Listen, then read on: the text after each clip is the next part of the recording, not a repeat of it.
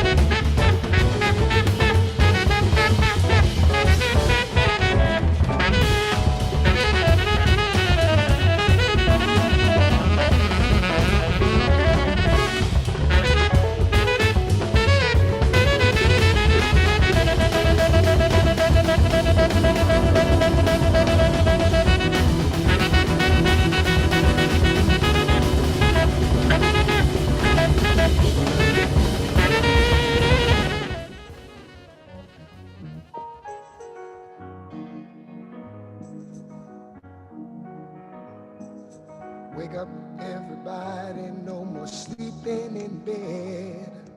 No more backward thinking, time for thinking ahead. The world has changed so very much from what it used to be. There's so much hatred, war and poverty.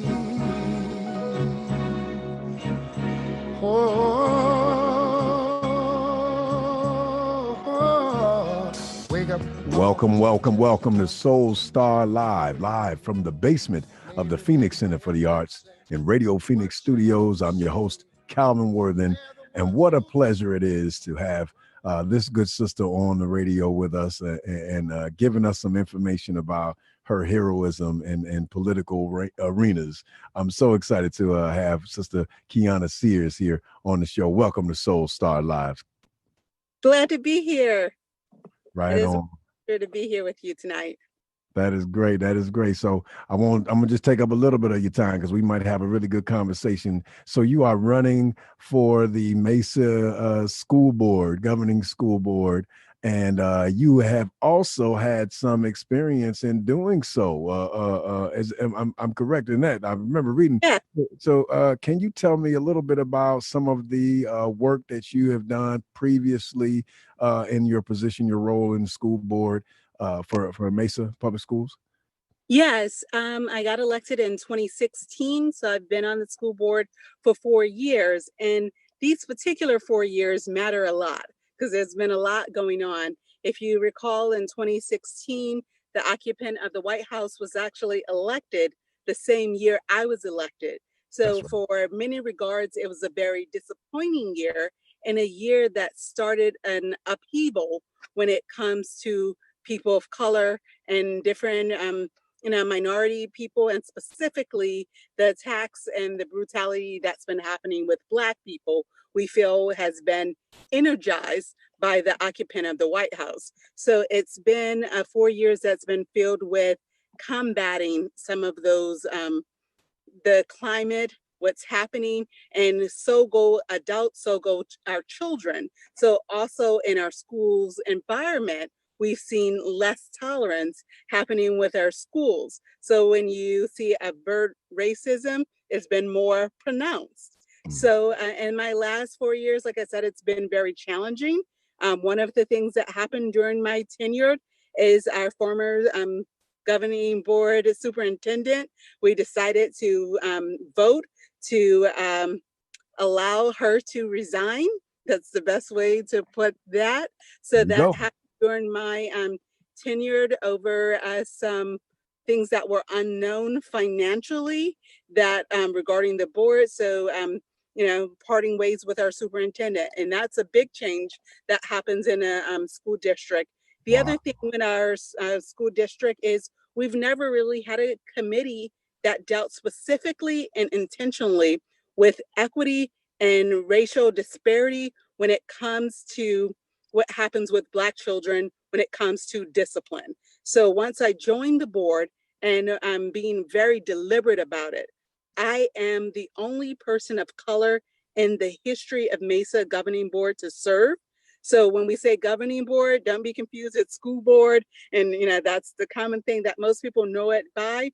But why that matters is Mesa historically has not been a majority white school district, which most people know, and people think the district just changed. We're actually a minority majority school district, and we have been for some time now, and people don't know that because of the power, and the face of power in Mesa has always been, and most of the time is a white face. So when people think of us, they don't think of us as a majority minority school district. When it comes to Black people, Native people, Latino people, because you have to think the Salt River Reservation, we serve those children in our district as well. So we're a district that unfortunately has been known for not being that kind when it comes to children of color and in certain schools in our district. So when I joined the board, one of my first things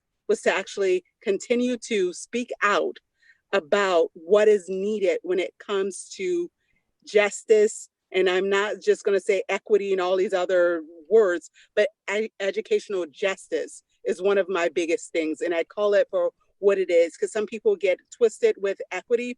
They start thinking we have 3 over here and 4, because equity don't supposed to be these numbers. What it's supposed to be is justice and educational justice, making sure that there's not a difference in treatment for Black children and children of color, and basically all opportunities afforded to all children. So when I say that opportunity, even if that opportunity looks like doing some extra help to help those children access those things, that's what justice actually looks like. Giving more opportunity and more accessibility and giving those extra helps. The other thing that's been big in my tenure that has been highlighted is over identifying children of color, specifically Black children, for special ed programs. Absolutely. I think it's important for children to get the help they need, but it should be second tier supports that help children catch up rather than streamlining them for special ed and they remain in that place. That's supposed to be a place where you actually You're talking about accommodations. Yes. You're talking about accommodation. I spent 12 years as an educator, and that is something that most school districts lack the resources to accommodate, even after they've labeled a student with whatever extra letters behind their name. There is not enough accommodation for that. Like the letter is justification of enough for us to ignore or to leave behind that particular student. Don't get me started, because I was about to get started. This interview is about you. So that sounds great. I mean, thank you for that rundown. I'm sure you got a big list. So 2016, had you not run, there would probably have been a wave of events and cataclysmic experiences that could have happened had you not been the voice for the voiceless. What made you run in the first place? What made me run in the first place, and I always tell people it's an interesting story. I was very much interested in economic justice as well as environmental justice. So for a profession, I worked for the Arizona Corporation Commission. Okay. So air, clean water is a big thing for me, especially when you look at the asthma rate of our children and our healthcare disparity. So actually the wholeness of children has always been a big deal for me. So professionally, I went into water, wastewater, and those kind of things, and also small businesses, making sure that the Corporation Commission is where you get your LLC, all that. So making sure that, especially Black people, I'm from New Orleans, so I have an affinity for all those things that's for us, by us, with us, right? That's right. So as I was working for the Corporation Commission, I noticed over time, we were starting to ignore clean water, clean air. Everybody was talking about Flint, but no one was talking about Arizona when you look at older schools and pipes and water conditions for our children, where most children use the drinking fountains, which I know some of them have lead and some of them had settlement issues. So I started off with the Corporation Commission looking to run for the Corporation Commission. So I had to resign to run. And in doing so, most people, when you leave your job, you have a little vacation money. So with my vacation money, I offered another person of color money to run for school board. Yeah. And after offering $1,000 to 5 different people, they're like, it's a thankless job. It's too much time. It don't pay anything. People get on your nerves. And so one day I was just driving and I'm like, I can't believe nobody want to run for school board. This is just crazy. So as I was looking at myself in the mirror, like going off about people not wanting to do it, I'm like, I think I'm looking for myself. So hence, I decided that the Corporation Commission could wait and run for that. And which I did run for that later. But I decided, like, this is really my fight, my race. Because I just really, when I really thought about it, I knew how passionate I was. I was willing to put my money where my mouth was. Because usually for a school board, people don't just up and give you $1,000 to do it. So I just, thought about it. And I said, you know what, I got to do this. And I also believe this: to whom much is given, much is required. I have 2 adult children, and they had gone through the school district. So I can tell you about the highs and the lows, but also can actually look at my kids and look at how grateful I was for what they were offered in education. And I felt like all children in our district, whether they live on the east side, which is more affluent, or the west side, should all have that type of education and opportunities. Because my girls are 26 and 24, and they've traveled the world. And they started traveling the world when they were in high school, learning German, going, hosting foreign exchange students, all of those things, all of those opportunities change your life and they're life changing. So that investment, I want to make sure that other children have that investment. And it doesn't always have to be the liquidity of assets. It's really about caring adults. And I tell people, I don't care if you're in the classroom or outside the classroom, anybody who interacts with children that's a caring adult could potentially be the person that changed their life. I've seen it from the custodial staff to the cafeteria lady making a difference to the bus driver making a difference in children's lives. So that's kind of what I stress. And I don't care where you are in our system. I emphasize, and that's one of the things that I've talked to and brought forward with all of our diversity training, all professional developments. Yeah. Everyone should be getting it. It's not about just the teacher. Love the teacher, supported by teachers' organizations. But every caring adult needs that and needs to be informed when it comes to trauma.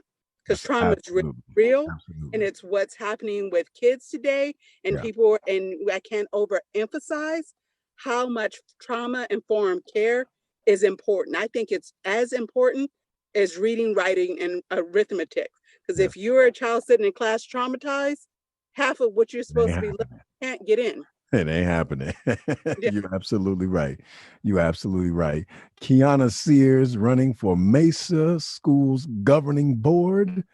Thank you so much for coming on Soul Star Live. It is a pleasure to have had you on the show. And we are hoping for your victory. It is my pleasure to serve and to share my passion. So look me up. As you can tell, I love to talk. So let's with Chicago, Louisiana. That's an invitation because I will be this Soul Star Live. We're gonna do that. This is Soul Star Live. We'll be right back right after this break.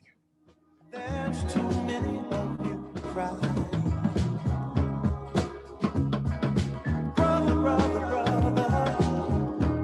there's far too many of you die. You know we've got to find to bring some loving here today. Father, we don't need to escalate. You see, war is not the answer, for only love can conquer hate. You know we've got to find a way to bring some love here today. Picket lines and picket signs. Don't punish me with brutality. Talk to me so you can see what's going on. What's going on? Yeah, what's going on? What's going on? In the meantime, right on, baby.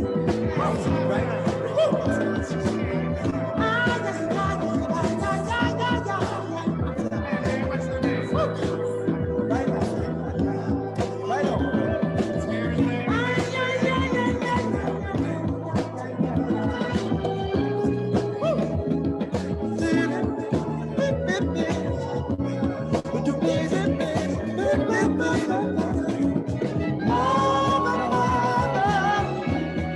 Everybody thinks we're wrong. Oh, but who they judge us simply cause our hair is long. Oh, you know we gotta find. Bring some understanding here today. Picket lines and picket signs. Don't punish me with brutality. Come on, talk to me so you can see what's going on. Yeah, what's going on? Tell me what's going on. I'll tell you what's going on. Ooh.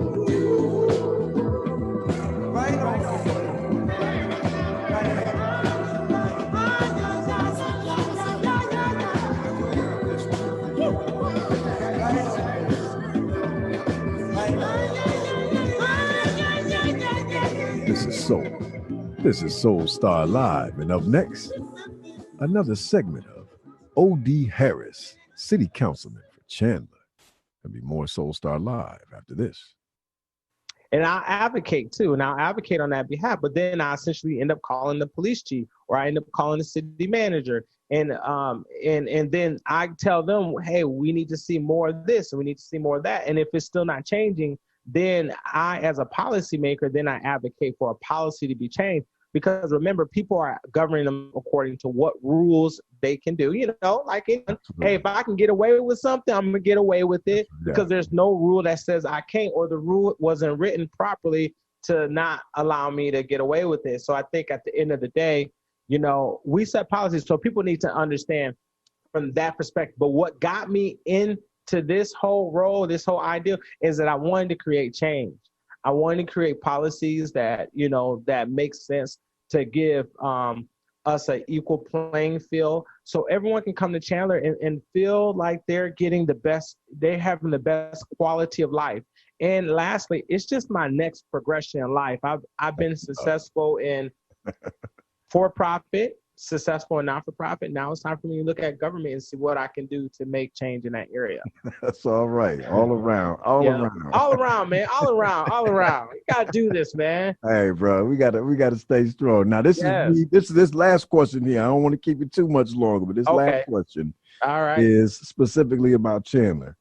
The homeless population has really, really increased. Yeah. And I see a lot of people that look like my uncles and cousins and aunties and me. And yeah, you see what I'm saying? I'm seeing us out there. Yeah. And I don't know necessarily what to think about it. I know some of the causes of it is the way that, you know, rent and leasing is structured here in the state of Arizona, and how some of these landlords will be able to execute evictions, and or if it's just a lack of access to resources so that payments can get made. Whatever it is, I see a lot of us falling to a prey to these obstacles. What is it that we could say or do to speak to something like that? Like, is that something that we could ask for advocacy at the city council level? Yeah, absolutely. I mean, when I get debriefed on all the things that happens in Chandler currently right now, I have meetings nonstop. But the homeless issue in Chandler, we have one. There's a lot of the homeless are dealing with mental issues. We don't want to, you know, my vision is not to criminalize the homeless, you know, to make sure that we give them diversion programs where they can get help, especially for the ones that really want to get off the streets. We've been working with, we've actually had some like we had one particular homeless person that Chandler's department that deals with homeless, seen her on the streets, helped her, got her up well, and now she's a part of the initiation to help us with our homeless. She's leading our homeless issue. So someone that came from there is actually leading our city in that area. And so those are things that we can be very proud of. But also, I would just say that, you know, homelessness is a real tough thing. I got debriefed on it, and I won't even really go into details here, but literally homelessness is a really sad thing. My heart was so heavy because so many people, but, you know, so many people, you know, I'm learning that some people have mental issues that's out of their control. Some people can't live in a house with a covered roof.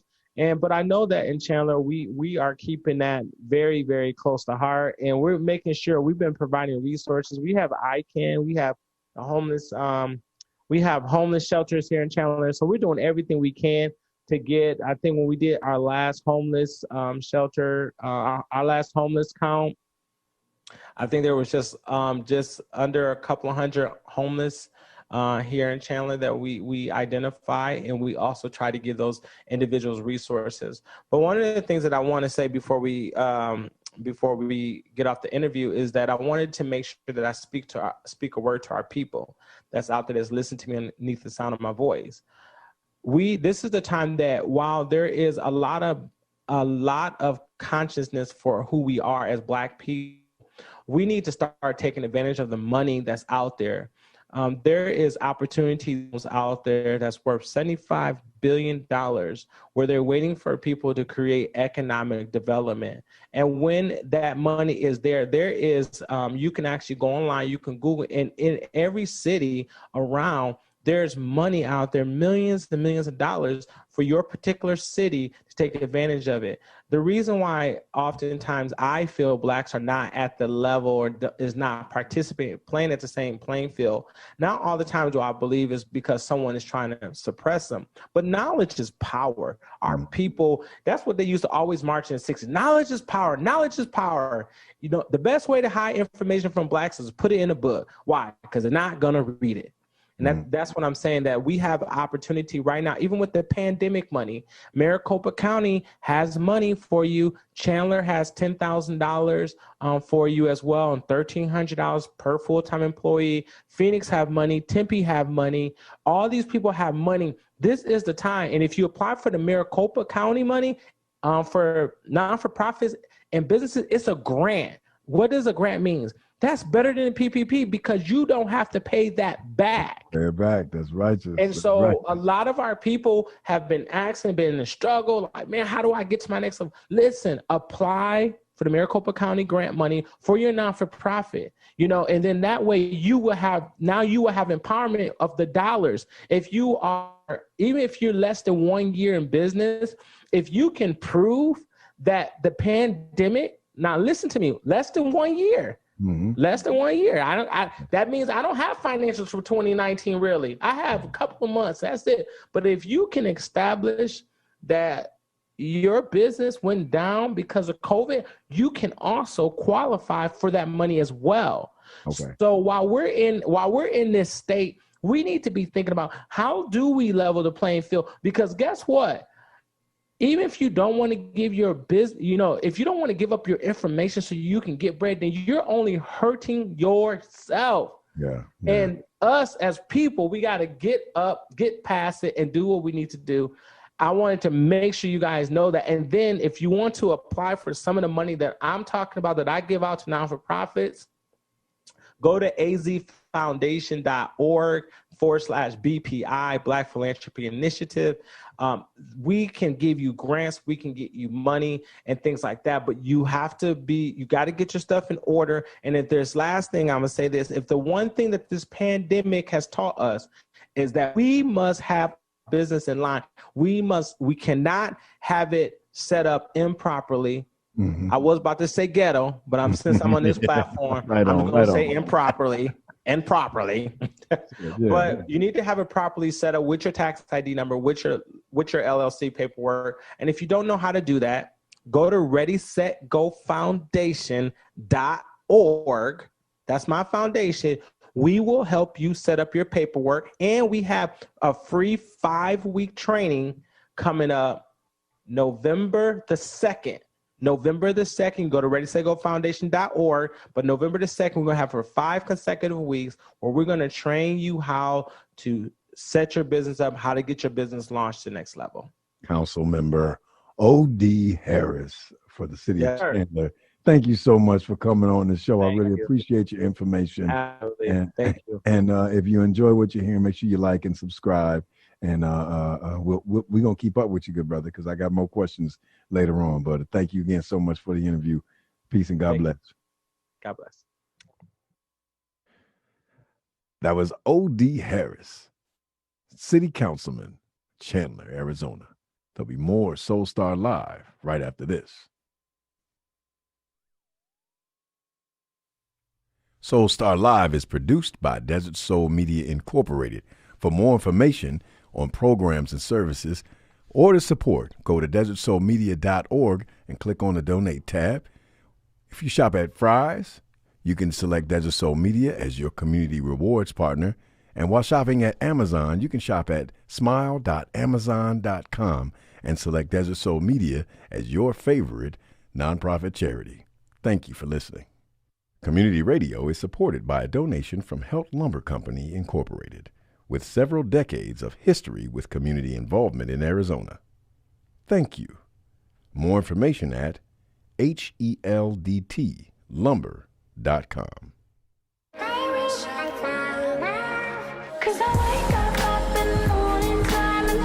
Hey, I'm Haley Kiyoko, and I know what it's like to struggle with mental health issues. If you have a friend that's going through a tough time, now is the perfect moment to reach out. Learn how to start the conversation at seizetheawkward.org. Brought to you by the Ad Council, the American Foundation for Suicide Prevention, and the JED Foundation. America, your children have an amazing superpower. That's right. They can help save lives by simply washing their hands. Just 20 seconds of thorough hand washing after they've coughed or sneezed or been outside can help fight against the dastardly spread of germs. Armed with only soap and water and hands, your superhero can protect you, your family, and everyone out there in America land. Amazing! Find out more at coronavirus.gov. A message from the CDC and the Ad Council.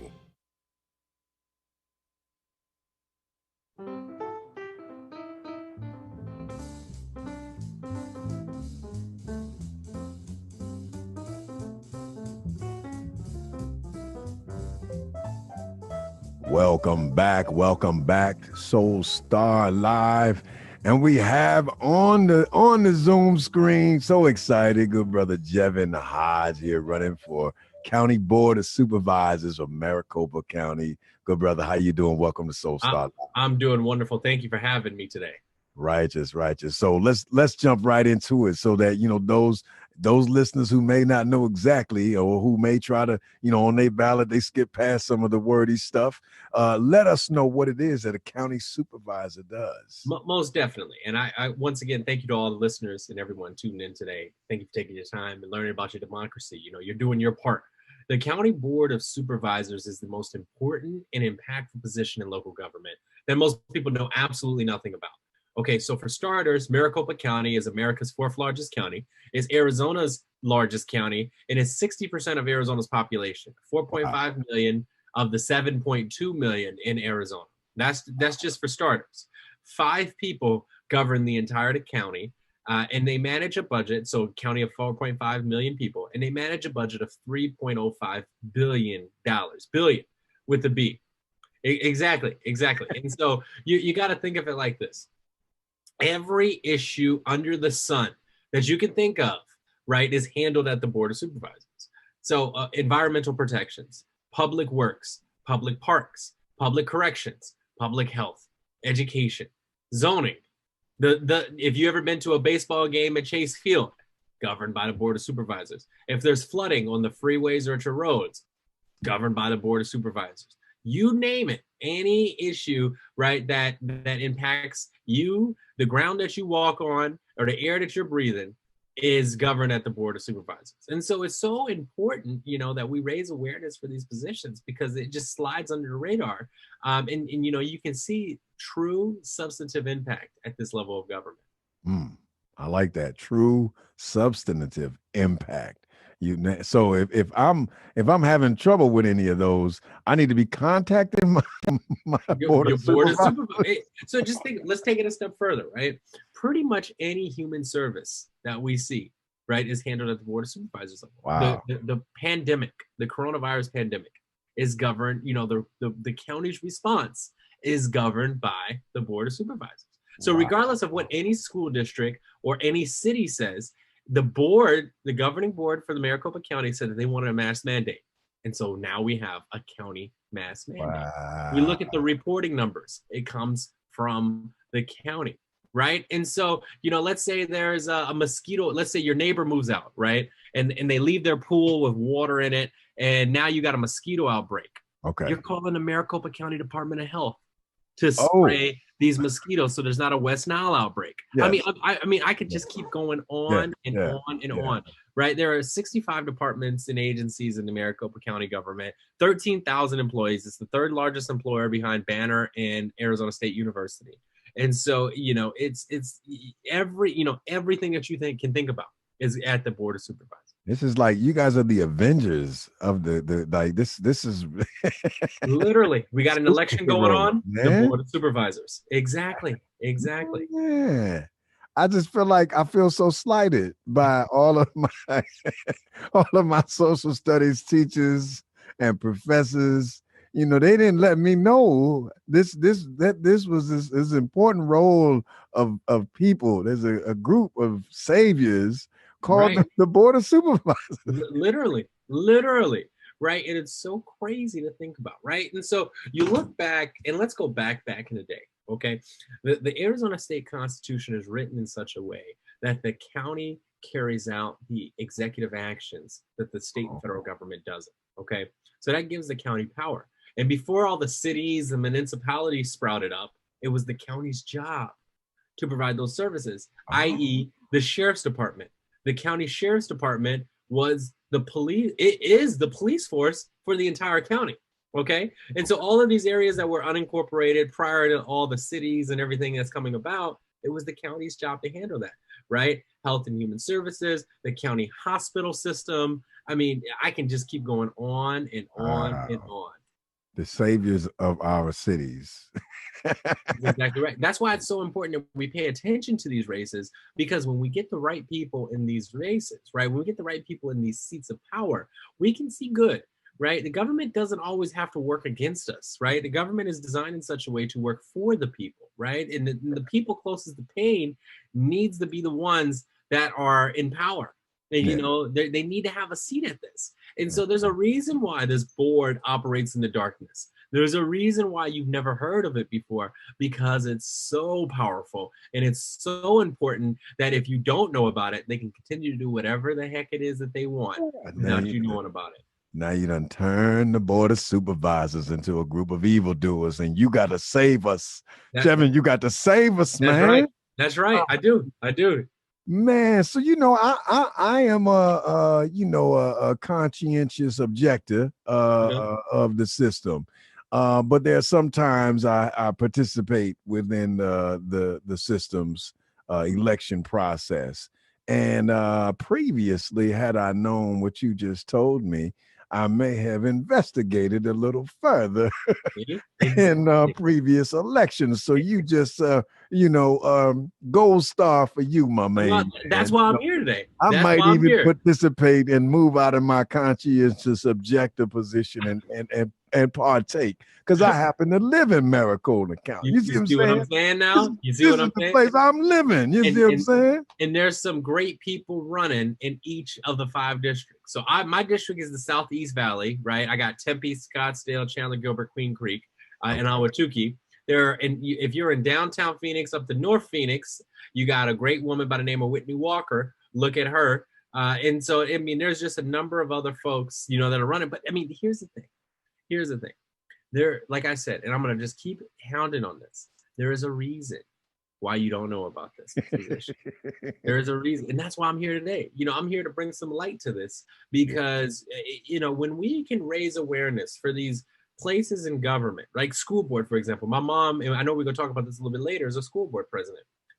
Most people don't know half the stuff that a school board leader does. Right. But when you realize how much power that they actually have, you'll be blown away. Absolutely blown away. And so when you think about it, right, like, most people have never seen $1 million, let alone $3 billion, right?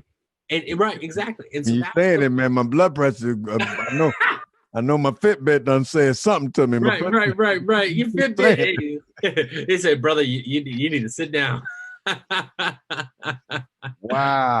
Wow. And so what are the qualifications for someone of the Board of Supervisors? Like, is there, we had an interview from Sister Mayor Coral, and she encouraged people to run. She was like, it don't matter, just get out there and do it. So what are the, what does it take to be able to run for the Board of Supervisors? Here's this. The beautiful part about our democracy is, if you got a dream and you're inspired to get involved, you can run. Right? As long as you're 18, you're registered to vote, and you live within the boundaries, you can run for the Board of Supervisors. And so that's the beautiful part about it. Wow. Right now, you probably should have a little bit of experience in some way, shape, or form, whether it's managing a budget or leading an institution. Managing a budget, I know that billion. I'm just thinking you got to be able to count a couple dollars or something. Exactly. Yeah. And don't misplace any of those commas. I'll tell you. And so that's a big barrier, right? Most people don't realize how actually accessible it is, right? Running for office. How and I don't want to say easy because that's not the right term to use. It's not easy running for office. Yeah. But how great the opportunity is. You know what I'm saying? Yeah. Right. Yeah. Because if and you're accessible, I like that word accessible. Yeah, it is accessible. And you should. Cora is a good friend. I look up to her dearly. I love her to pieces. and if you're going to, want to get involved, right? You don't like something, you change it. If not now, then when? If not you, then who? Wow. Right? And that's really, that's part of the reason why I'm running for this board.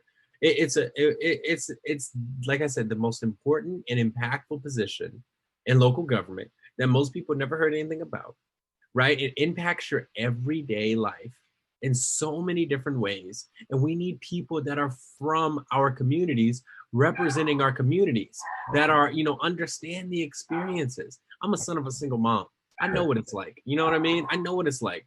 And, when we have the coronavirus pandemic that has plagued our communities, we have a board that hasn't done nothing to protect our communities. We have people out of work. We have children out of school. We have family members dying. You need leadership that is actually going to prioritize the people. Because here's the thing, and it's crazy. I'm gonna let you in on a little secret. And all the viewers, you hear my little secret, you go write it down, you go tell everybody else, but it's okay. It's all right. When you invest in people, everything else thrives. Oh, wow. You invest in people, your economy is going to grow. You invest in people, your education is going to improve. When you invest in people, you're going to see better outcomes in your healthcare. When you invest in people, it's crazy to think about, right? But when you invest in people, when people have a living wage, right, and you have childcare, you see crime go down.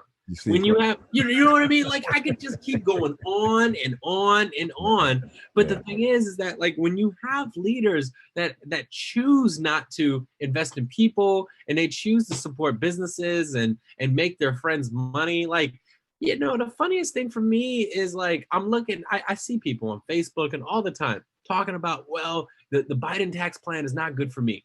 Okay, let's break this down. I got 2 degrees in policy. I know a thing or two. I may not be the smartest person in the world, but I know a thing or two. All right. So let's break this down. There is not one place in any of the Biden-Harris tax plans where I see tax increases for anybody making less than $100,000. Okay.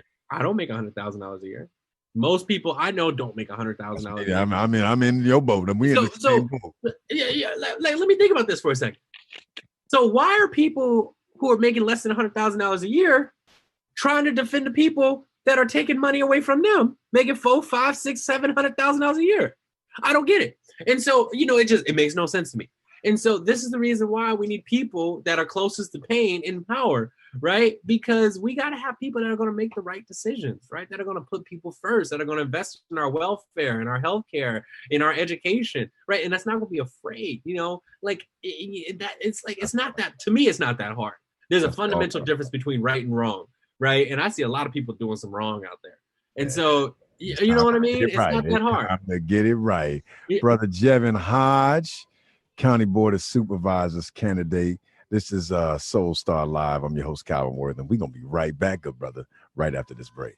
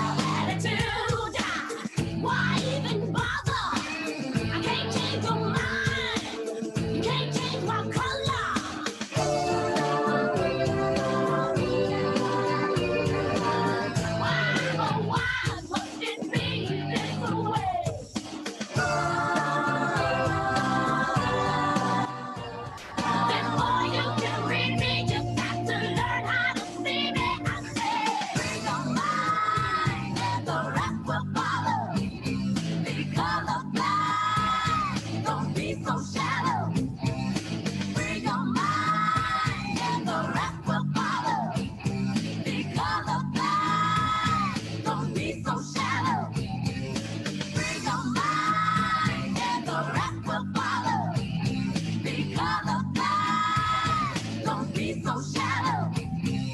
Free your mind and the rest will follow. Because of that, don't be so shallow.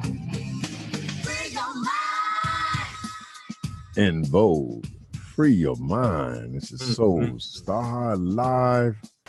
Calvin Worthen here with good brother Jevin Hodge, running for County Board of Supervisors, the superheroes of the city or the state or the county and the area. They just superheroing all over the place, man. And so I'm all learned up here. I done leveled up. You know what I'm saying? I done leveled up. I done been almost moved, man. That's all right. That's all right, good brother. So I know you had touched on it earlier, but I know you have a political family. Like there's a whole Cape Crusader family that's going in to speak on. Let me tell you though, when I say that, I think it is heroic work when we can get into that arena and make any change. I know it's murky, it's muddy, it's dirty, it's nasty, it don't like us. But if we can get into this arena and make little incrementals, maybe, or put the dynamite in there and then hit the reset button, whatever we can do. If we can sneak in the back door and get some real change done, I love hearing about this. This hasn't been something that I was interested in at all because I was worried about not winning. See, I would never run in high school or anything like that.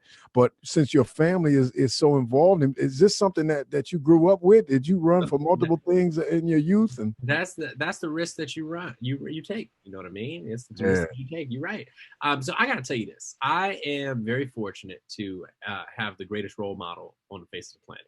Ms. Burdetta Hodge, right? And let me just tell you about her, and then I answer your question. So, Ms. Burdetta Hodge, right, is the honorable. Let me put some respect on that. The Honorable Burdetta Hodge. She's the first Black woman elected in the city of Tempe. She's the president of the Tempe Union High School District Governing Board, the first Black person on that governing body. And so she's a school board president, right? She's the president of the institution right now, been president for 2 years. And she represents about 300,000 people. She governs 7 high schools, got about 15,000 kids, right? So it's not no chump change, right? You know what I mean? Not at all. She's doing the real deal. But growing up, and a big piece of that, my mother raised my brother and I by herself. And so it was always being told, right, very verbally, and this is important, that we are enough, that we can do it, that she's proud of us. And she was there every step of the way to invest in our development. And so while my mother hasn't been involved in politics forever, she's always been that mom, you know what I mean? Everybody cool with, you know what I mean? She's always been, she was the football boosters mom. My brother was playing youth peewee football. She was an assistant coach. She, she made all my basketball games, my track meets, my football game. I mean, she did everything, right? I don't know how this woman did it. She's a superwoman. She literally did everything. And so for me, whenever I had a dream or I had an idea, my mom was like, okay, it wasn't never, well, do you think you can do it? It was always, well, let's figure it out. That was it. And so that confidence is so important because I heard from the person I looked up to most that I was enough. Yeah. I heard from the person that I valued and appreciated the most that I was good enough, right? And that hit different. It hits different. And so while, my mother was raising us by herself, I mean, she did everything. She was more than enough for us. You know what I mean? And she in my humbled opinion, raised two great men. You know what I mean? 2 great men. And my brother is at NYU University, New York University in New York City. He's wrapping up his degree from one of the best institutions of higher learning in the world. And he's about to head off to law school. And so he's, and so while my mother was, trying to figure everything out, doing everything as a young mother, had me in her teens, had my brother in early 20s, trying to figure everything out. She over here, you know what I mean? Pressure makes diamonds. She's living proof that pressure makes diamonds. So look, I know what it's like not to have. I know what it's like to be a little hungry. I know what it's like to make $1 out of a dime. You know what I mean? Because my mama made it happen. My mama made it work. Right. And so when you talk about these positions, right, that my mother represents, representing parents and students and teachers, you need that voice, that perspective on these governing bodies. For me at the county board, you talk about Health and Human Services. You talk about healthcare. You talk about, you know what I mean? Like, you know, the welfare programs. You talk about Head Start. I mean, I could just keep going on. You need people that understand. And you look at my brother. My brother's going to be a lawyer. You need more Black people in the courtroom that understand the law that can defend us against these institutions that were created to see us fail. Absolutely. You got to remember, these institutions weren't created for me to be running for the Board of Supervisors. No. These institutions were created for my mom to be the Black president of the, you know, the school district. And these institutions weren't created for my brother to, you know, go to law school and then have, you know, Juris Doctorate follow his name. Yeah. And so it's so important that while when I was at the Democratic Party, here's a great example. I was the first millennial African-American male to represent the Arizona Democratic Party. For 3 years, I was the only statewide Black official in the state of Arizona. And I was the youngest statewide Black Democratic Party official in the United States of America. And so while I had a great responsibility to, you know, carry out the duties that I was elected to serve, carry out all that other stuff, I also knew that while I may be the first, I need to do everything that I possibly can to not be the last nor the only. Say it. You get what I'm saying? And so how do I build more pathways for people who look like me, have the same experience as me, and believe the same way that I do to have opportunities? How do I make more, you know, opportunities? How do I create those pathways for people, like you asked me earlier, what does it take to run for office? So that they can have the tools in their toolbox to run for office, to know how to raise money, to know how to read legal documents, to understand how to communicate with communities, to understand how and where to get involved and who to call to get involved. It's our duty, right? It's our duty. It's our responsibility to be there to care for our people. You best believe my mother has done so much to make this district a better place, right? She's diversified the teaching base. Listen to me when I say this. Diversified the teaching base. I didn't have not one Black teacher until I was a sophomore in college. Wow. Right? And I've seen under her leadership the recruitment of more Latino teachers, more Black teachers, more gay teachers, right? That identify these ways so that the students can see leadership that is like them. So that they can see that it's possible. Wow. You know what I mean? That's what's up. It's so important. It's so important. Yeah. That's what's up. So you had a journey of, you know, you this isn't your first election. Yeah, I've been around for a little bit. So I started out and I've been involved in politics for a long time. I'm an Arizona native, born and raised in the great state, 48. I took my first breath at Tempe St. Luke's Hospital. In the city of Tempe. I went through Tempe public schools. I was the first student in Arizona state history to author legislation that was passed unanimously by the state legislature, but vetoed by the governor. And so that taught me a little something. Put me in national life. How old was you when that happened? I was 17 years old when that happened. You got it real young. You still had the Similac was right there. It was just dripping. It was dripping a little bit. The Similac, I was just off. That's what's up, bro. That's right. You know, I went off to Washington, D.C., where I thought I was going to get an education, but I learned about life. I served as a national spokesperson for the Campaign to Fix the Debt. I worked in the White House for a little bit. I was one of the founders of the first millennial bipartisan think tank that put together policy from both perspectives. And I worked with the Bipartisan Policy Center, you know, and like I said, I served as the vice chairman of the Arizona Democratic Party. So while this may be my first time seeking, you know, high elected office, this is not my first rodeo. You know what I mean? This is not at all. That's what's up, man. Jevin Hodge, County Board of Supervisors candidate. I want to thank you so much for coming on and spending some time with us. Thank you. So that means you graduated from Tempe Union, huh? I graduated from McClintock High School. Oh, you graduated from McClintock, so we didn't want to get no beef started. We're gonna please don't tell me. We're gonna have to get the right shout out going in. Don't get me started. Come on. All right, you're all please right. Don't tell me you went to that school down the road. No, that wasn't me. I just wanted to make sure I clarified it. I ain't Okay, want to just get on making here sure. and blast off. You know what I'm saying? You going for the OG state, baby. I feel you. You was born and raised and That's bred right. here, man.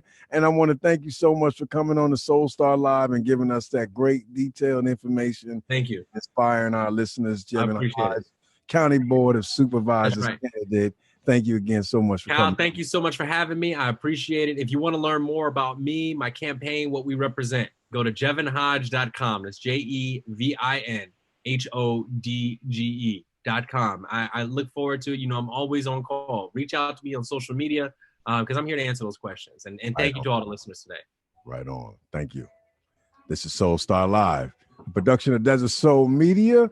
Our executive producer is Kaja Brown. For more information about Desert Soul Media, go to desertsoulmedia.org. And for more information or catch our archives of the show, it's soulstarlive.com. I'm Calvin J. Worthen _ Big Calvin on Instagram. Have a great week. Good night.